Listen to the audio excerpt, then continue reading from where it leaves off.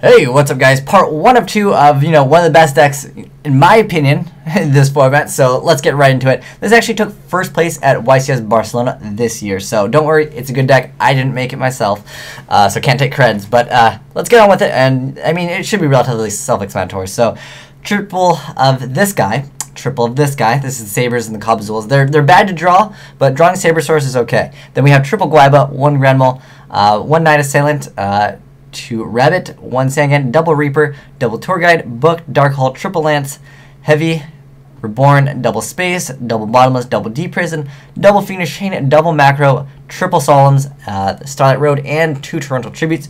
For the action deck, I'm just going to mouse over it really quick, but if you have any questions, you're more than welcome to put them in the comment section below, and I will answer them for you. This has been a really fast deck profile, but for any of you net deckers, because it's essentially what it's for, because even if you're a net decker, hey, it's all good with me. But that said, I'm just going to tell you some tips. When you go for your first turn Rabbit play, do not go for first turn Rabbit into Sabersaurus. If you don't have any vanillas in your hand, go for Cobzuls. You would much rather draw a 1900 than draw a 1700.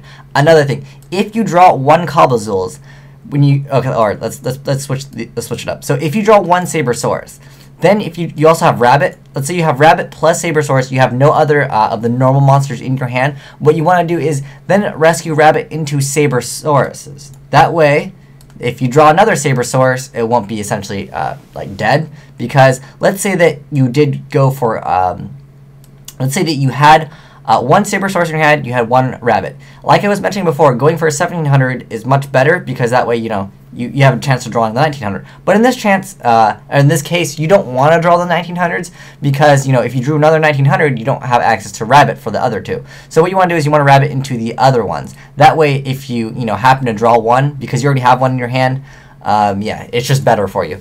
Another thing is when let's see what else. When your opponent has a Spirit Reaper, don't just go for like a Zenmaines and then like Dark Hole yourself. I've seen a lot of players like do that, and they forget that Zenmaines' effect is mandatory. So like if your opponent only has a Spirit Reaper on board and you Dark Hole when you make it like a Zenmaines, you still have to pop a card. Sure, that gets over it, but realistically, do you really want to do that when you can make this card, which is much better, because you can, if you really want to save yourself from like a Dark Hole, you can make it game. But there's this card over here called Photon Papillary Operative. It's pretty good because you can move Spirit Reaper to attack position, because Spirit Reaper is kind of a card that a lot of players would side deck against you. And so keep in mind that, if you want to get rid of Spirit Reaper, make this card. Do not make Zenmaines and Dark Hole. Other tips for any beginners looking to play this deck.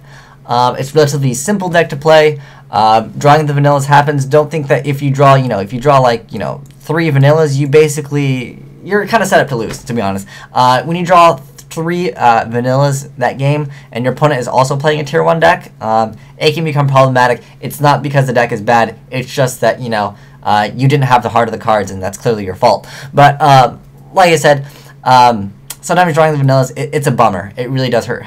I like how for some reason Cobzuls is $3, but this card is 89 cents apparently for the low. But that was off topic. But yeah, I mean, pretty much that's like the really only tip I have as far as like what to summon as far as your normal monsters. Also, don't summon Rabbit into like a lot of back row. Summon your normal monsters, bait out the bottomlesses first if they have it, unless you know for sure that if you do not go for Rabbit that turn you'll lose or something like that. But yeah, like when there's so many back row, don't just summon Rabbit. I see it all the time. Like one player will go first. He'll be like, summon 1 monster, set 3, and the player will go, okay, summon Rabbit. Oh, it got you bottomless the 2 normal monsters I brought out. Bummer. Like it's just you have to save your Rabbits for a safer play, like MST first. Do those kinds of things first.